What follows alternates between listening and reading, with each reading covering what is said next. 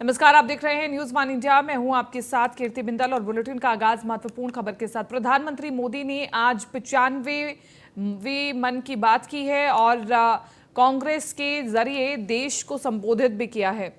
तो मन की बात को पीएम मोदी ने देशवासियों के साथ जुड़ने के माध्यम बताया और G20 की अध्यक्षता पर चर्चा की। मन की बात में प्रधानमंत्री मोदी ने बताया कि 3 दिन बाद यानी 1 दिसंबर से भारत G20 समिट की अध्यक्षता करने जा रहा है। G20 की अध्यक्षता भारत के लिए एक बड़ा मौका बनकर आया है। इसके अलावा पीएम मोदी ने मन की बात में स्वदेशी स्पेस स्टार्टअप और प्राइवेट स्पेस सेक्टर पर भी चर्चा की और कला एवं संगीत को मानवता की पहचान बताया।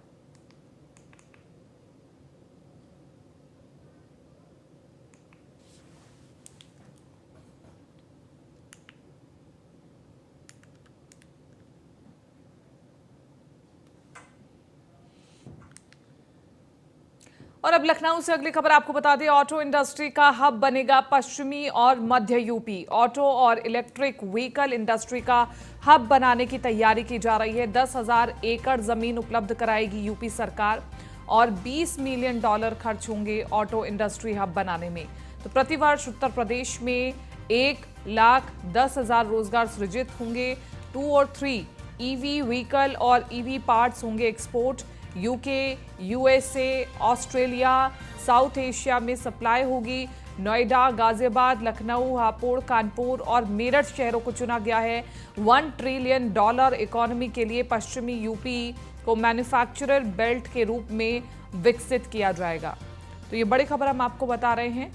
यूके, यूएसए, ऑस्ट्रेलिया में इकाई स्थापित होगी। नोएडा, गाजियाबाद, लखनऊ, हापुड़, कानपुर और मेरठ शहरों को इसके लिए चुना गया है। ऑटो इंडस्ट्री का हब बनेगा पश्चिमी और मध्य यूपी। इसके अलावा ऑटो और इलेक्ट्रिक व्हीकल इंडस्ट्री का हब बनाने की तैयारी की जा रही है। उत्तर प्रदेश में 10,000 एकड़ जमीन उपलब्ध कराएगी यूपी सरकार ताकि बाहर से लोग आकर के निवेश कर सके। ऑटो इंडस्ट्री हब बनाने में तकरीबन $20 बिलियन खर्च होंगे। हर साल यूपी में 1,10,000 रोजगार भी सृजित होंगे।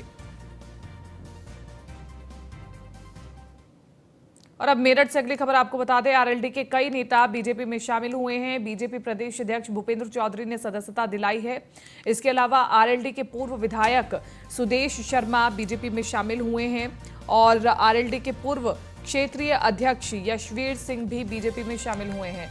तो पूर्व प्रत्याशी के शुक्ला समेत कई नेताओं को बीजेपी में शामिल कराया गया है। इस वक्त की बड़ी खबर हम आपको बता रहे हैं। प्रदेश अध्यक्ष भूपेंद्र चौधरी बीजेपी को मजबूत बनाने में लगे हुए हैं। आरएलडी के पूर्व क्षेत्रीय अध्यक्ष यशवीर सिंह भी बीजेपी में शामिल हो गए हैं। पूर्व प्रत्याशी के शुक्ला समेत कई नेता बीजेपी में शामिल हो गए हैं। मेरठ से बड़ी खबर, आरएलडी के कई नेता बीजेपी में शामिल हुए हैं। बीजेपी प्रदेश अध्यक्ष भूपेंद्र चौधरी ने सदस्यता दिलाई है और आरएलडी के पूर्व विधायक सुदेश शर्मा भी बीजेपी में शामिल हो गए हैं। विपक्ष के लोग अपने चुनावों में पराजय देखकर लगभग या पराजय मान चुके हैं और अब उनके पास केवल संवैधानिक संस्थाओं के बारे में, सरकारी अधिकारों के बारे में, इलेक्शन कमीशन के आरोप लगाने के बारे में और ईवीएम का रोना गाना करने के अलावा कुछ नहीं बचा। क्या विधायक को चोरी में, चकारी में, डकैती में, बेईमानी में, भ्रष्टाचार में, अराजकता में, हत्या में, अपहरण में उसकी सदस्यता नहीं गई है जी। जिस विषय के लिए सदस्यता गई है उसकी चर्चा करनी चाहिए। और अब खबर आपको कानपुर से बता दें, जहां अपहरण का मामला सामने आया है। आपको बता दें, 4 बदमाशों ने तमंचे के बल पर लेखपाल के घर में घुसकर बच्ची को अगवा करने का प्रयास किया। मौके पर पहुंची पुलिस ने लेखपाल की तहरीर पर मुकदमा दर्ज कर लिया। फिलहाल पुलिस 3 टीमें गठित कर सीसीटीवी कैमरे में कैद हुई तस्वीरों की सहायता लेकर बदमाशों की तलाश में जुटी हुई है।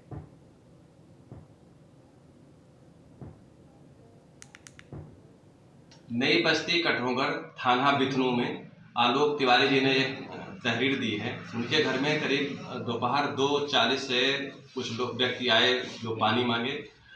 पानी के परिवार वालों ने पानी दिया, फिर उनके कई 3-4 लड़के अंदर उनके घुस गए जो उनके परिजनों से मारपीट की है। इसमें कुछ लोग घातक हथियार लिए हुए थे। इसमें तत्काल अभियोग पंजीकृत किया गया है। साथ ही घटना का अनावरण हेतु 3 टीमें लगाई गई हैं। शीघ्र ही घटना का अनावरण कर आवश्यक। तो आप देख सकते हैं कि कैसे घर से लेखपाल के अपहरण की कोशिश की गई। बदमाश कैसे दिन दिहाड़े घर में एंटर होते हैं, ये सीसीटीवी फुटेज हम आपको दिखा रहे हैं। और तमंचे के बल पर अपहरण करना चाहते थे। जिस तरह से कानपुर में बदमाश बेखौफ होकर के घूम रहे हैं, उससे अंदाज़ा ये लगाया जा सकता है कि पुलिस विभाग आखिरकार क्या कर रहा है। और आप तस्वीरें देख सकते हैं, ये बदमाश पहले आते हैं, तमंचे के बल पर अपहरण करने की कोशिश करते हैं। सूरज पांडे ज्यादा जानकारी के साथ संवाददाता बने हुए हैं फोन लाइन पर। सूरज पांडे, पूरा मामला एक बार बताएं और अभी तक क्या अपडेट है इस पूरे मामले में? थाना क्षेत्र के कठोगढ़ा गांव का ये पूरा घटना है, जहां पर लेखपाल के घर पे कुछ अज्ञात हथियारबंद बदमाश अचानक आकर उससे पता पूछने लगे उनकी पत्नी से। और जब पत्नी ने अब पता बताना शुरू किया तो इसी दौरान दबंगों और बदमाशों ने अपने हाथ में असलहे की दम पर लेखपाल की एक छोटे मासूम बेटे को अपहरण करने का प्रयास किया, जिसके ये पूरी वारदात सीसीटीवी कैमरे में कैद हो गई है। बदमाश काफी देर तक अपहरण का प्रयास करते रहे, मगर जब बच्चे और महिला घर पे चिल्लाने लगी, जिसके बाद जो बदमाश थे वहां पर घबरा गए और वहां से भाग खड़े हुए। जिसके बाद इस पूरे मामले की जानकारी बिदनू थाना पुलिस को दी गई है। वहीं मौके पर पहुंची पुलिस अब सीसीटीवी के आधार पर सभी बदमाशों की तलाश कर रही है। आपको बता दें कि लेखपाल ने कोई जमीन का एक मामला था, जिसमें वो लिखा पढ़ी और पैमाइश का काम कर रहे थे। उसी को जोड़कर इस घटना को देखा जा रहा है, जिसके बाद पुलिस इस पूरी वारदात में शामिल बदमाशों को सीसीटीवी के आधार पर उनकी जांच पड़ताल करने में जुटी हुई है। जी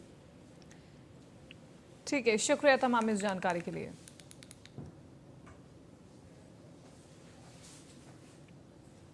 रामपुर में सपा के वरिष्ठ नेता आजम खान ने पुलिस पर गंभीर आरोप लगाए हैं। उन्होंने कहा है कि पुलिस ने 50 घरों के दरवाजे तोड़े हैं।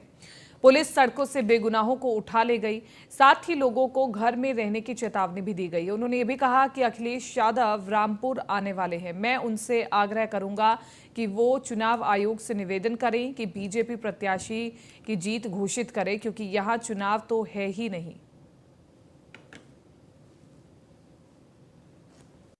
हमारे पास वीडियोस फुटेजेस हैं, उसे हम आपको किसी ख़ास वजह से रिलीज़ नहीं कर रहे हैं, क्योंकि आपको दे देने के बाद अदालतें उसका संज्ञान नहीं लेती हैं। हम इस बात पर विचार कर रहे हैं कि अखिलेश यादव जी जब तशरीफ लाएंगे तो हम ये आग्रह करेंगे उनसे कि वो इलेक्शन कमीशन से ये निवेदन करें कि भारतीय जनता पार्टी के कैंडिडेट को जीता हुआ घोषित कर दिया जाए। चुनाव की क्या जरूरत है जब चुनाव हो ही नहीं रहा है। और जिस तरह की दहशत है, गलियों में फ्लैग मार्च और खुलेआम ये कहना, हमारे पास इसकी भी रिकॉर्डिंग है कि निकलना मत घरों से बाहर, और समाजवादी पार्टी को अगर वोट दिया तो ये घर खाली करा लिए जाएंगे। और रामपुर में सपा प्रत्याशी आसिम रजा ने पार्टी कार्यालय दारुल अवाम पर प्रेस वार्ता की। रामपुर पुलिस प्रशासन पर गंभीर आरोप लगाया। उन्होंने कहा कि पुलिस रामपुर में पक्षपातपूर्ण कार्रवाई कर रही है, हमारी पार्टी के एक्टिव वर्कर्स को टारगेट कर रही है, उनके घरों पर जाकर उन्हें परेशान किया जा रहा है, साथ ही उन्हें थाने में बुलाकर प्रताड़ित करने की धमकी भी दी जा रही है।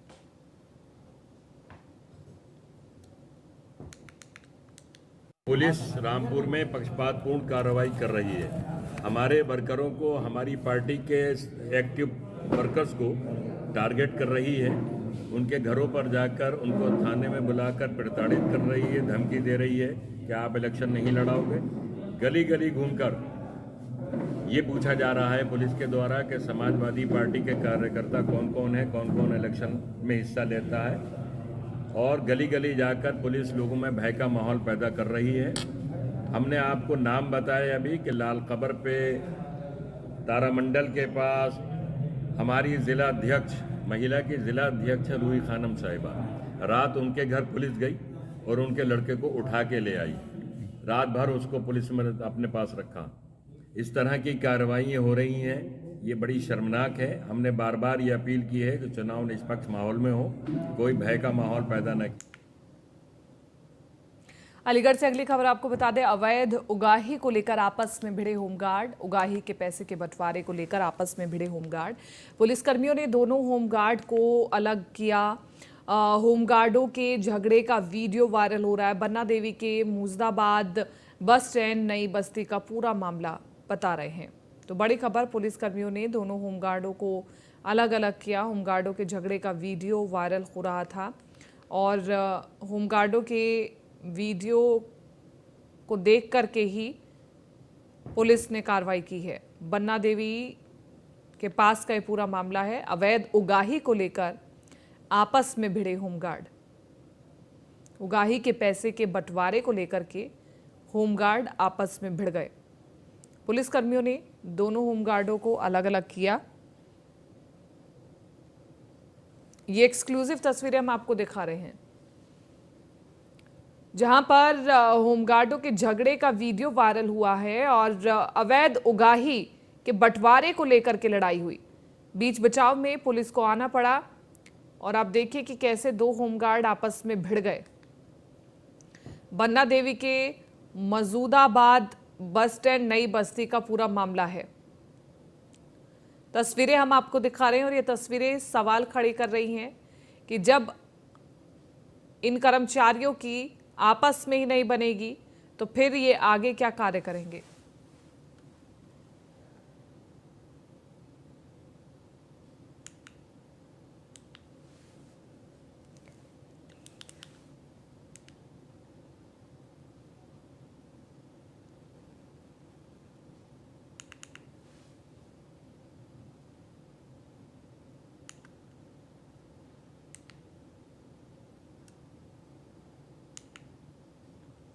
तो बड़ी खबर हम अलीगढ़ से आपको बता रहे हैं, तस्वीरें भी दिखा रहे हैं। होमगार्डों के झगड़े का वीडियो वायरल हुआ है।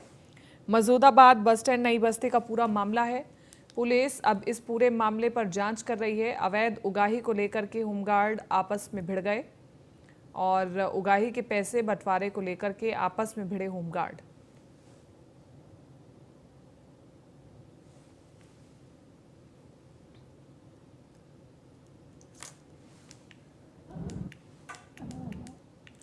अयोध्या दौरे पर हैं सीएम योगी आदित्यनाथ। अयोध्या के विकास को लेकर के समीक्षा बैठक कर रहे हैं। आयुक्त सभागार में सीएम योगी बैठक कर रहे हैं और बड़ी खबर हम आपको बता रहे हैं, विकास और विजन डॉक्यूमेंट की चर्चा हो रही है।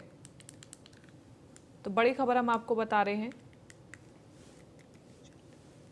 पीडब्ल्यूडी मंत्री जितिन प्रसाद बैठक में मौजूद हैं और मंडल के आधा अधिकारी भी बैठक में शामिल हुए हैं। अयोध्या में 7 जगहों पर स्ट्रीट फूड हब बनेगा। मुख्यमंत्री योगी आदित्यनाथ अयोध्या पहुंचे और अयोध्या पहुंच करके उन्होंने अयोध्या के विकास को लेकर के चर्चा की। पीडब्ल्यूडी मंत्री जितिन प्रसाद भी बैठक में मौजूद रहे। इसके अलावा मंडल के आला अधिकारी भी बैठक में शामिल हुए। अयोध्या में 7 जगहों पर स्ट्रीट फूड हब बनेगा। तो आजकल स्ट्रीट फूड का काफ़ी प्रचलन है और विशेषकर अयोध्या की अपनी क्या खासियत है उसको स्ट्रीट फूड के जरिए दिखाया जाएगा, दर्शाया जाएगा। तो अयोध्या के दौरे पर सीएम योगी आदित्यनाथ और बहुत खास ये दौरा उनका, अयोध्या के विकास को लेकर के समीक्षा बैठक हो रही है। इसके अलावा आपको बताते चले, आयुक्त सभागार में सीएम योगी बैठक कर रहे हैं। तो विकास और विजन डॉक्यूमेंट की चर्चा भी हो रही है। इसके अलावा अयोध्या में और क्या तब्दीली लाई जाए, कैसे पर्यटकों को अयोध्या बुलाया जाए, क्या और ज़्यादा खास अयोध्या में किया जाए, उसके बारे में चर्चा हो रही है। स्थानीय लोगों की समस्याओं के बारे में भी चर्चा हो रही है। अयोध्या में 7 जगहों पर स्ट्रीट फूड हब बनेगा। इसके लिए क्या प्लान है, कहां पर जगह दी जाएगी, उसके बारे में भी चर्चा होगी। ज्योति जायसवाल हमारे साथ संवाददाता लाइव बनी हुई है। ज्योति जायसवाल, बहुत महत्वपूर्ण बैठक का जिक्र हम कर रहे हैं, जहां पर अयोध्या के विकास और विजन डॉक्यूमेंट की चर्चा हो रही है। इस बैठक के जरिए क्या और बड़े फैसले लिए जा सकते हैं, क्योंकि 7 जगहों पर स्ट्रीट फूड हब तो बनेगा ही, लेकिन उसके अलावा और क्या कुछ खास हो सकता है? जी, देखिए सीएम योगी अयोध्या से रवाना हो चुके थे और चूंकि आयुक्त विभाग में इनकी बैठक चल रही थी, समीक्षा बैठक जो कि समाप्त हो चुकी है। उसके बाद CM Yogi Adityanath circuit house के लिए रवाना हो चुके हैं। लेकिन जो ये विजन डॉक्यूमेंट्री को लेकर के एक समीक्षा बैठक थी, उसमें उनके साथ में लोक निर्माण मंत्री जितिन प्रसाद भी थे और साथ ही साथ उनके साथ जिला प्रमुख भी थे। तो कहीं ना कहीं और तमाम ऐसे अयोध्या के बड़े अधिकारी भी थे, उनके साथ मौजूद थे। कहीं ना कहीं जो लोग जो विकास को लेकर के जो भी योजनाएं बनाई गई थी, कहीं ना कहीं योगी आदित्यनाथ ने आज उस पर बात की है। और कहीं ना कहीं अयोध्या पर भी उन्होंने बात की है, क्योंकि अयोध्या का विकास जो है वो काफी तेजी से आगे बढ़ रहा है। कहीं ना कहीं अयोध्या का जो विकास है योगी आदित्यनाथ के लिए एक अहम विकास होगा, क्योंकि प्रभु श्री राम का मंदिर यहाँ पे बन रहा है। तो जब से प्रभु श्री राम का मंदिर बन रहा है, तो साफ तौर पर योगी आदित्यनाथ आज उसी पर उन्होंने बात की है कि आखिर भगवान राम का मंदिर जो है वो कहाँ तक पहुंचा, उसके विकास कार्य की बात। और साथ ही साथ बात करें कि अयोध्या में जो पर्यटकों का जो संख्या प्रतिदिन बढ़ती जा रही है, कहीं ना कहीं योगी आदित्यनाथ ने इस पर भी बात की है। आज इस समीक्षा बैठक में साफ तौर पर उन्होंने इस पर भी बात की है कि किस तरह से जो श्रद्धालु आएंगे उनको किस तरह से सुख सुविधाएं दी जा सके, और किस तरह से यहाँ पे अयोध्या में जो पर्यटक आएंगे, और चूंकि अयोध्या के जो आम लोग हैं उनको भी किसी तरीके की प्रॉब्लम ना हो, इनको लेकर के भी जो विकास कार्य हो रहे थे, जैसे कि सड़क निर्माण का रोड चौड़ीकरण का भी बात आज योगी आदित्यनाथ ने समीक्षा बैठक में की है। क्योंकि कहीं ना कहीं व्यापारियों में कुछ दिनों तक रोष देखने को मिला था कि सड़क चौड़ीकरण हो रहा था, तो कहीं ना कहीं उनके अंदर रोष था कि प्रतिदिन वो दुकानें बंद कर देते थे, धरना प्रदर्शन करते थे। तो सीएम योगी आदित्यनाथ ने आज उन्हीं मुद्दों पे बात की है कि किस तरह से व्यापारियों को भी संतुष्ट किया जाए और किस तरह से अयोध्या का विकास तो किया जाए, लेकिन अयोध्या के विकास को मद्देनजर रखते हुए कोई भी अयोध्या वासी निराश ना हो, इसका भी खास तौर पर ध्यान रखा गया है। आज समीक्षा बैठक में खास तौर पर अयोध्या के विकास को लेकर के बात की गई है। जी ठीक है, शुक्रिया ज्योति तमाम इस जानकारी के लिए और बातचीत के लिए। और इसी के साथ साथ आगे बढ़ रहे बात करें अगले महत्वपूर्ण खबर की। आगरा से सीएम योगी कल जाएंगे आगरा को कई योजनाओं का वो तोहफा देंगे, प्रबुद्ध वर्ग सम्मेलन को संबोधित करेंगे। सीएम योगी के दौरे को लेकर के तैयारियां भी तेज हो गई हैं। तारघर मैदान में होना है सीएम योगी का कार्यक्रम। तो बड़ी खबर हम आपको बता रहे हैं, आगरा को कई योजनाओं का तोहफा मुख्यमंत्री दे सकते हैं। इसके अलावा प्रबुद्ध वर्ग सम्मेलन को भी मुख्यमंत्री संबोधित करेंगे, और प्रबुद्ध वर्ग सम्मेलन को संबोधित करते हुए मुख्यमंत्री क्या कुछ कहते हैं, ये भी बहुत महत्वपूर्ण होगा। तो सीएम योगी आदित्यनाथ की तैयारियों की स्वागत को लेकर के तैयारियां की जा रही हैं। तारघर मैदान में कार्यक्रम होना है, इस कार्यक्रम को सजाया जा रहा है, मंच बनाया जाएगा, और इस मंच पर कौन कौन पहुंचेगा, ये सबसे बड़ा सवाल।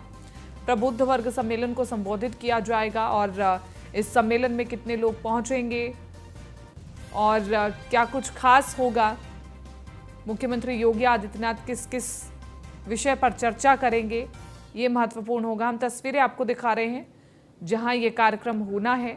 तमाम अधिकारी वहां पर पहुंच चुके हैं और हर एंगल से जांच कर रहे हैं कि जो कार्यक्रम होना है आगरा में मुख्यमंत्री का, वो सफल हो। और सुरक्षा की दृष्टि से भी देखिए कि हर तरीके से जांच हो रही है, कहां से एंट्री होगी, कहां से एग्जिट होगी, कहां पर मुख्यमंत्री आएंगे, ये तमाम चीज़ों पर पहले से ही चर्चा की जाती है, पहले से ही प्लानिंग की जाती है। और एक तरह से इवेंट मैनेजमेंट का ये पूरा हिस्सा, और इस इवेंट को सक्सेसफुल बनाने के लिए तमाम अधिकारी लगे हुए हैं। और आप देखिए कि एक बड़ी जगह पर जनता के बैठने का भी प्रावधान किया गया है, व्यवस्था की गई है। कृष्णा त्यागी ज्यादा जानकारी के साथ संवाददाता बने हुए हैं फोन लाइन पर। कृष्णा त्यागी, क्या तैयारियां हैं, बताएं एक बार। बिल्कुल, मैं आपको बता दूं, सीएम योगी आदित्यनाथ का कल यानी सोमवार को कल यहाँ पर आगमन है। उसको लेकर यहाँ पर सारी तैयारी मुकम्मल हो चुकी है, और यहाँ पर ये पूरे तारघर मैदान में कल उनका आगमन होगा। उसको लेकर प्रशासन ने पूरी व्यवस्था की है, चौक चौबंद व्यवस्था है। चाहे ट्रैफिक की बात करें, चाहे अन्य सुविधाओं की बात करें, तो पूरी व्यवस्था यहाँ पर चौक चौबंद की गई है और बताया जा रहा है करीब 2 घंटे के लिए करीब मुख्यमंत्री योगी आदित्यनाथ कल आगरा में रहेंगे और कई योजनाओं का लोकार्पण भी करेंगे। तो निश्चित तौर से कह सकते हैं कि कल का दिन भारतीय जनता पार्टी के लिए बहुत ही महत्वपूर्ण दिन है, क्योंकि यहाँ पर कल मुख्यमंत्री योगी आदित्यनाथ जनता को भी संबोधित करेंगे, कई योजनाओं को भी लोकार्पण होगा। तो निश्चित तौर से कल का जो दृश्य रहेगा वो बहुत ही मनमोहक यहाँ पर दृश्य दिखाई देगा। यहाँ की तैयारी की बात करें तो पूरी तैयारी पूरी चौक चौबंद कर दी गई। सुरक्षा की व्यवस्था की बात करें या साफ सफाई की व्यवस्था की बात करें तो लगातार ये पूरी सुविधा अभी भी यहाँ तस्वीर देखने वाली तस्वीर है। ठीक है कृष्णा त्यागी, शुक्रिया तमाम इस जानकारी के लिए और बातचीत के लिए। और इसी के साथ साथ आगे बढ़ रहे हैं कानपुर से अगली खबर फिर चर्चा में है। चमनगंज थाना के हलीम चौकी इंचार्ज और चौकी इंचार्ज आफ्ताब आलम ने बुजुर्ग महिला को धक्का दे दिया। आफ्ताब आलम के धक्का देने से जमीन पर बुजुर्ग महिला गिर गई। बुजुर्ग महिला को धक्का देने का वीडियो वायरल हो रहा है। इससे पहले चौकी इंचार्ज ने एक वकील को भी थप्पड़ मारा था। बवाल बढ़ता देख चौकी के सभी पुलिसकर्मी गायब हो गए थे। तस्वीरें हम आपको दिखा रहे हैं, एक्सक्लूसिव तस्वीरें, जहां पर बुजुर्ग महिला को धक्का देने का एक वीडियो वायरल हो रहा है। राम जी ज्यादा जानकारी के साथ संवाददाता बने हुए फोन लाइन पर। राम जी, सबसे पहले बताएं कि पूरा घटनाक्रम कैसे हुआ, क्या हुआ? ये पूरा मामला चमनगंज थाना क्षेत्र का है, जहाँ पर एक युवक है जिस पर यौन उत्पीड़न का छेड़खानी का एक उस पर आरोप लगा था, जिसको लेकर के उस पर मुकदमा दर्ज है, जिस पर पुलिस लगातार उस पर कार्रवाई की बात कर रही थी। उसी मामले को पिछले काफी समय से वो युवक फरार चल रहा था। पुलिस को सूचना मिलती है कि वो इस वक्त कहाँ पर है। उसी सूचना पर जो चौकी इंचार्ज है आफ्ताब आलम वो अपने मौके पर पहुंचते हैं, उसको गिरफ्तारी करने का प्रयास करते हैं। ऐसे में क्षेत्रीय लोग एकत्र हो जाते हैं, वो लगातार विरोध करते हैं उसकी गिरफ्तारी को लेकर। उनका कहना है कि उसका जो आरोप लगाए गए हैं वो आरोप सत्य नहीं है। इसी बात को लेकर थोड़ी बहसा-बहसी होती है, उसमें विवाद होने लगता है। इसी बीच एक महिला है जो उसी क्षेत्र की रहने वाली आकर पुलिस कर्मी से बात करने का प्रयास करती है और रोकने का प्रयास करती है, जिस पर पुलिस कर्मी जो चौकी इंचार्ज है उन्होंने धक्का दिया और महिला की और मानवता यहाँ पर इसलिए शर्मसार होती है कि महिला की गिरने पर उसको उठाने का प्रयास भी नहीं किया। बिल्कुल और यही सवाल खड़े होते हैं कि आखिरकार मानवता किस तरह से शर्मसार हो रही है, और ये तमाम तस्वीरें सवाल भी खड़ा करती है। रामजी शर्मा, शुक्रिया तमाम इस जानकारी के लिए। आगे बढ़ रहे कन्नौज से अगली खबर, प्रधान पिता पर हमला के आरोपी की संपत्ति को जब्त कर लिया गया। एसपी के निर्देश पर आरोपियों की 34 लाख की संपत्ति जब्त की गई है। एसडीएम और कोतवाली प्रभारी राजकुमार ने मुनादी कराई है। एसपी कुंवर अनुपम सिंह ने 2 आरोपियों को माफिया घोषित किया। कन्नौज कोतवाली क्षेत्र के सारोतोप गांव का पूरा मामला है। बड़ी खबर आपको बता रहे हैं, एसडीएम और कोतवाली प्रभारी एसपी के निर्देश पर आरोपियों की 34 लाख की संपत्ति को जब्त किया गया है। एसडीएम और कोतवाली प्रभारी राजकुमार ने मुनादी कराई है।